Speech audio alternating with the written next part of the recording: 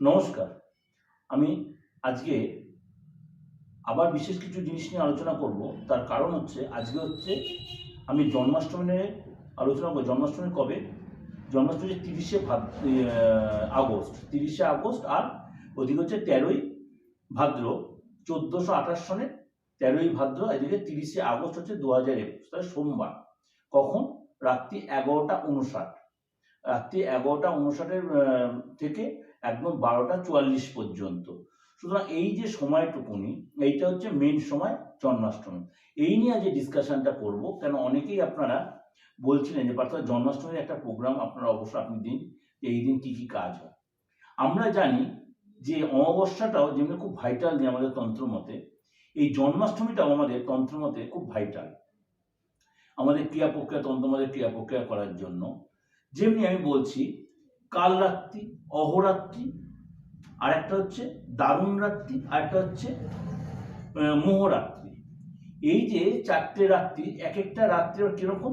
কালরাত্রি কোনটা? দীপাবলিকে বলে কালরাত্রি। আচ্ছা, দারুণ রাত্রি কাকে বলা হচ্ছে? হোলিকে বলা হচ্ছে। হোলির দিনটাকে বলছে দারুণ রাত্রি। অহরাত্রি হচ্ছে শিবরাত্রিকে বলা হচ্ছে, আর মোহরাত্রি হচ্ছে জন্মাষ্টমী রাত্রিকে বলা হচ্ছে। এই ৪ দিনে আমরা যে কোনো টোটকা করলে হবে না। যারা একটু ক্রিটিক্যাল কাজগুলো, সেই কাজগুলো যদি এই দিনগুলোতে করা যায় তাহলে অনেক বেশি ফলপ্রদ বা অনেক বেশি এফেক্টেড। যে কোনো যে মনস্কামনা পূরণের জন্য এই দিনগুলোকে বেছে নেওয়া যায়, বিশেষ করে জন্মাষ্টমী রাতটা, তাহলে আপনি অন্য সব দিনের চেয়ে এই দিনে অনেক অল্প সময়ের মধ্যে তার রেজাল্ট পাবেন। সেই নিয়ে যে ডিসকাশন হলো, তার আগে আমি জন্মাষ্টমীতে পূজা অর্চা নিয়ে কীরকম কীভাবে পূজা অর্চা করবেন, বা রাধা কৃষ্ণকে কীভাবে পূজা করবেন, বা গোপালকে কীভাবে পূজা করবেন, বা কী মন্ত্র পাঠ করবেন, সেরকম নিয়ে কিছু ডিসকাশন আমি করবো।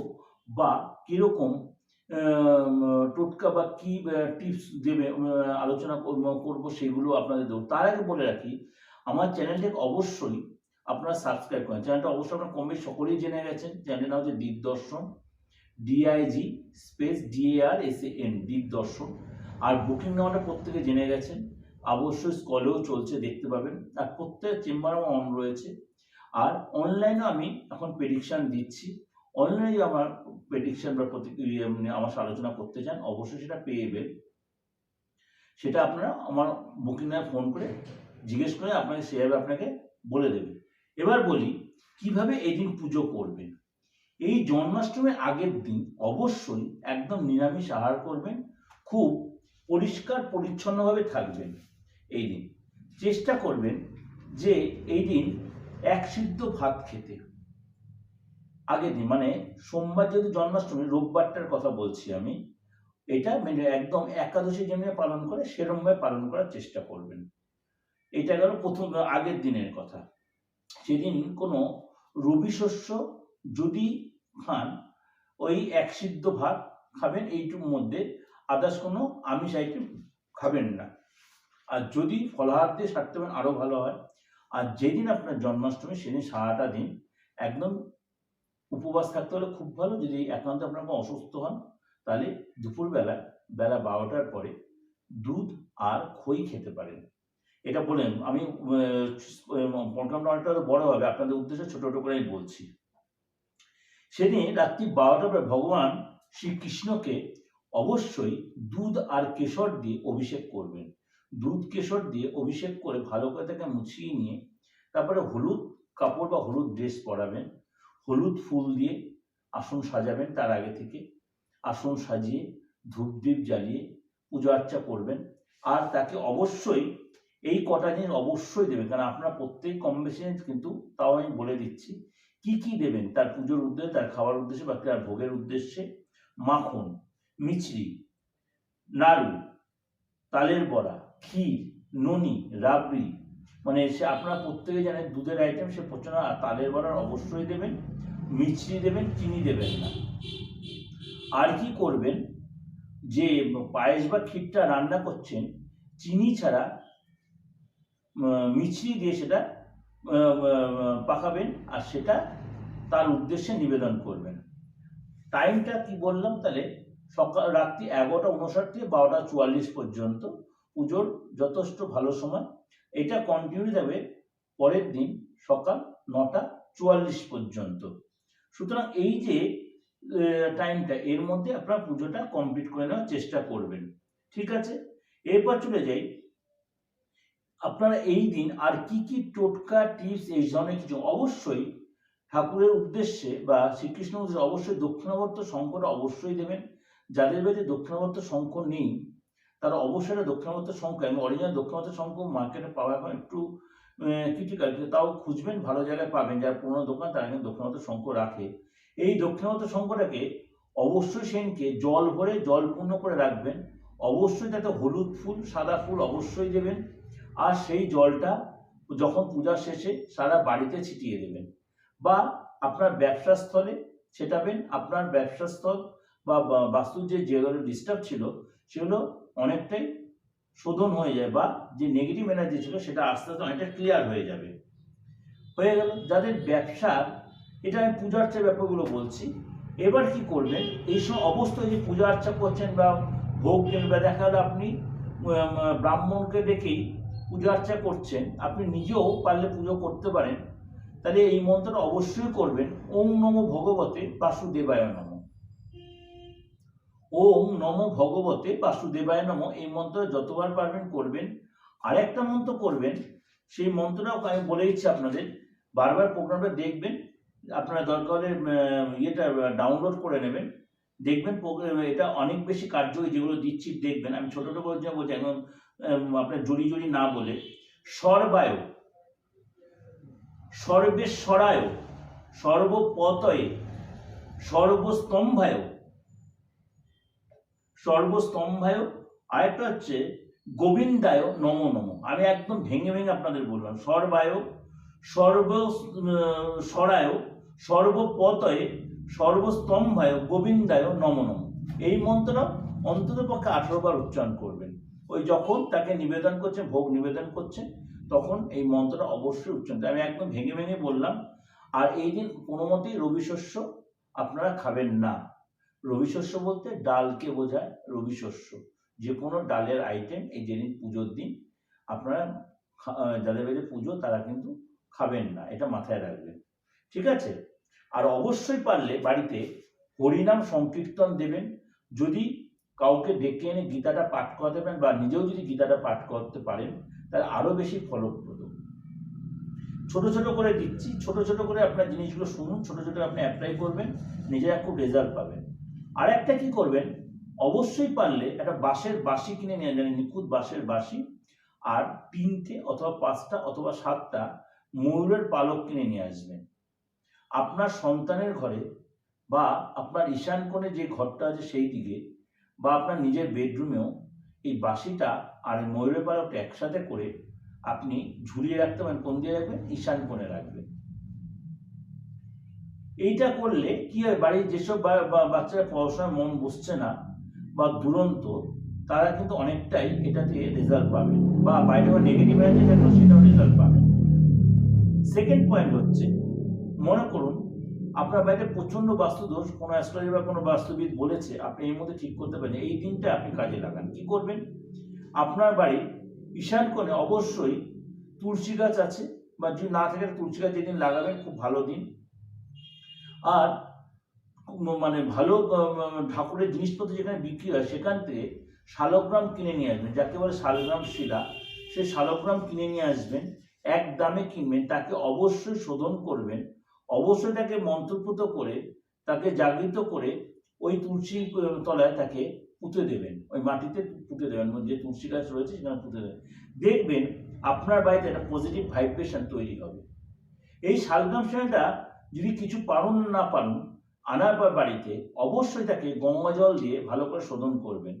তারপরে অবশ্যই তাকে সাদা চন্দন দিয়ে ভালো করে মাখিয়ে সেই সময় একই মন্ত্রে ওম নমো ভগবতে বাসুদেবায় নমঃ, ওম নমো ভগবতে বাসুদেবায় নমঃ করে ওটা তুলসী গাছের গোড়ায় পুঁতে দেবেন।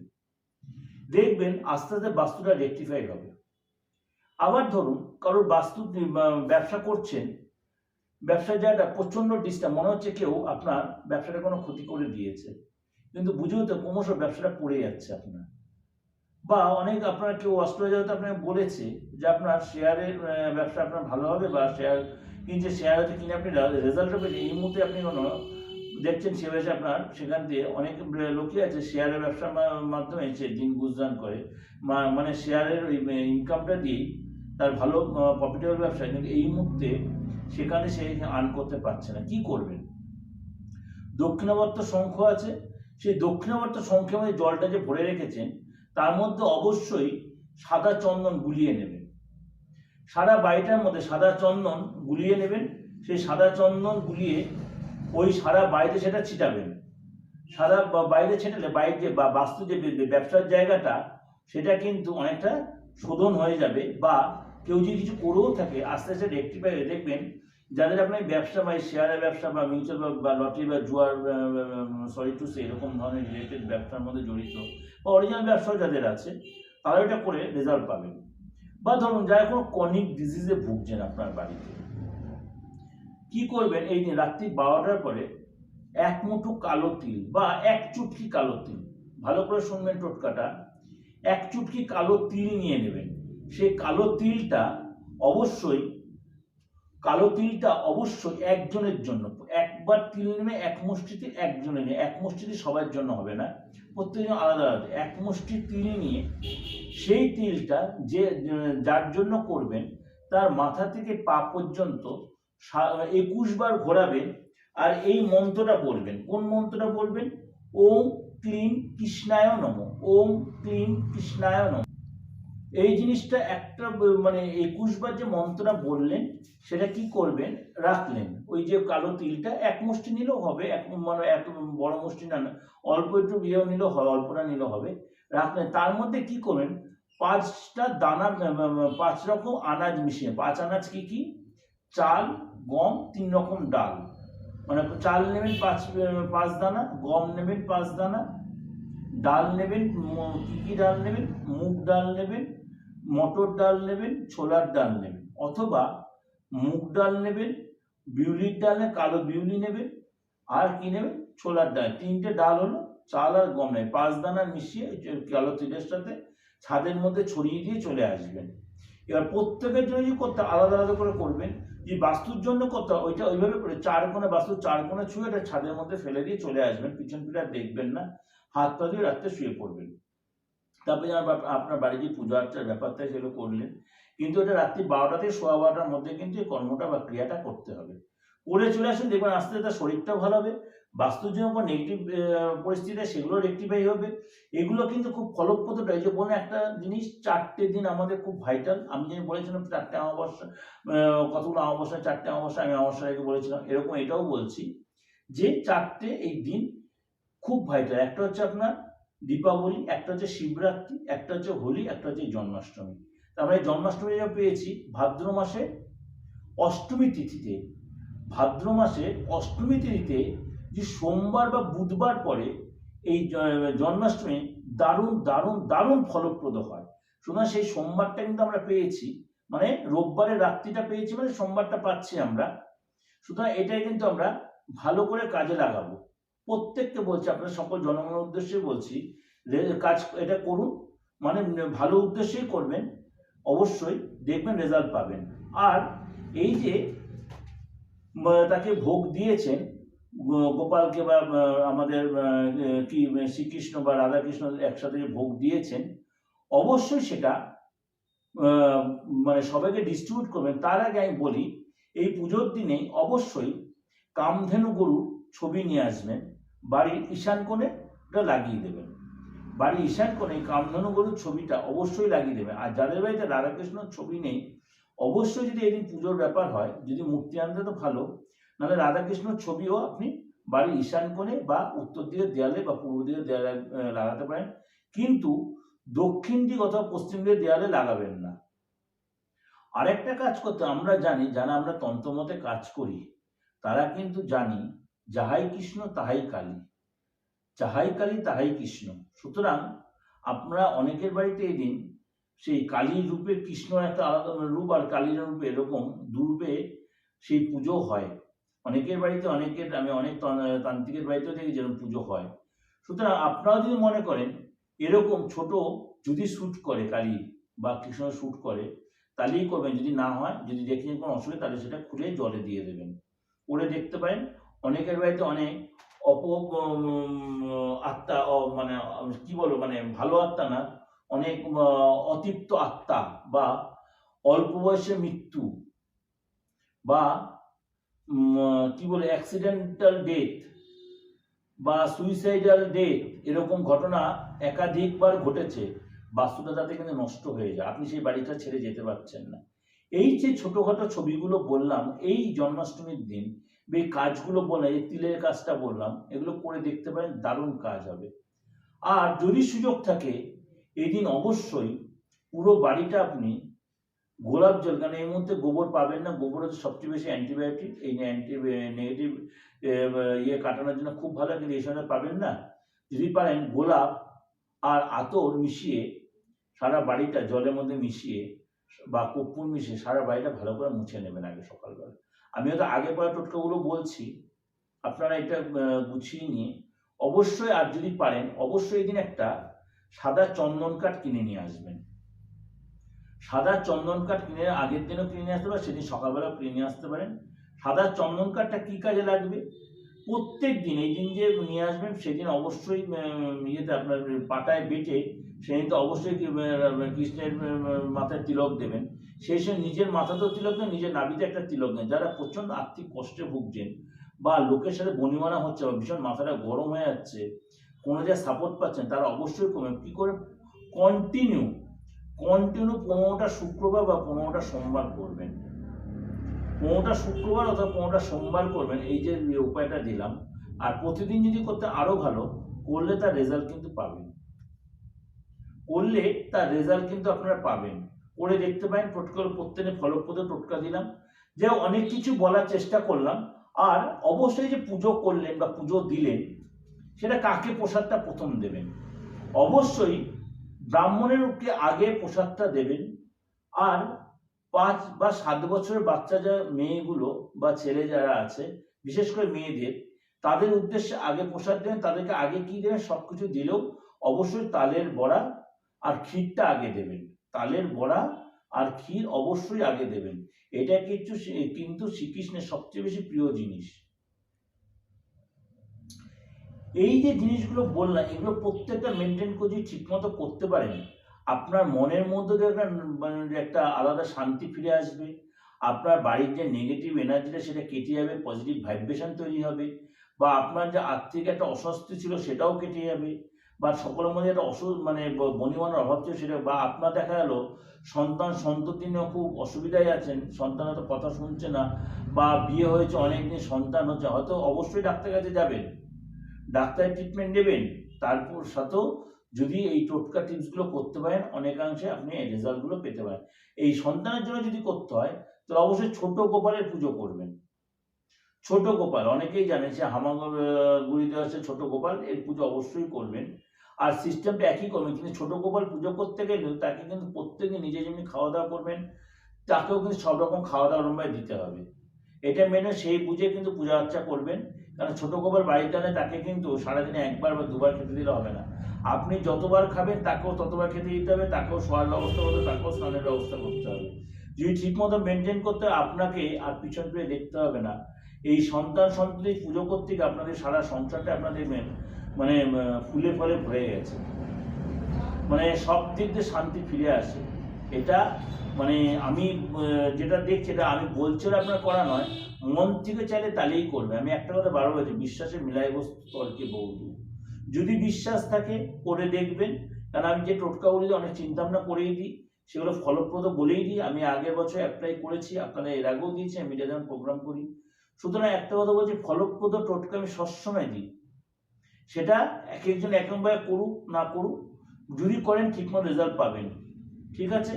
আর একটা কথা বারবার বলি, যেগুলো করবেন সেগুলো মন দিয়ে করবেন, মনে বিশ্বাস রেখে করবেন, রেজাল্ট পাবেন। যাই হোক, আজকে অনেক কিছু ডিসকাশন করলাম, মন্ত্রগুলো দিলাম, মন্ত্র ঠিকমতো উচ্চারণ করে করে করবেন। আর আমার চ্যানেলটা যদি ভালো লাগে অবশ্যই লাইক এবং সাবস্ক্রাইব করবেন, কারণ চ্যানেলটা আগেই বলেছি দিগদর্শন। আর আমি অনলাইনেও প্রেডিকশন দিয়ে থাকি, সেটা অবশ্যই কিন্তু চার্জেবল বা পেয়েবেল। আর সব যে আমার চেম্বার রয়েছে, নিজস্ব চেম্বার যেটা স্মৃতির মোড়, সেটা অবশ্যই খোলা থাকে।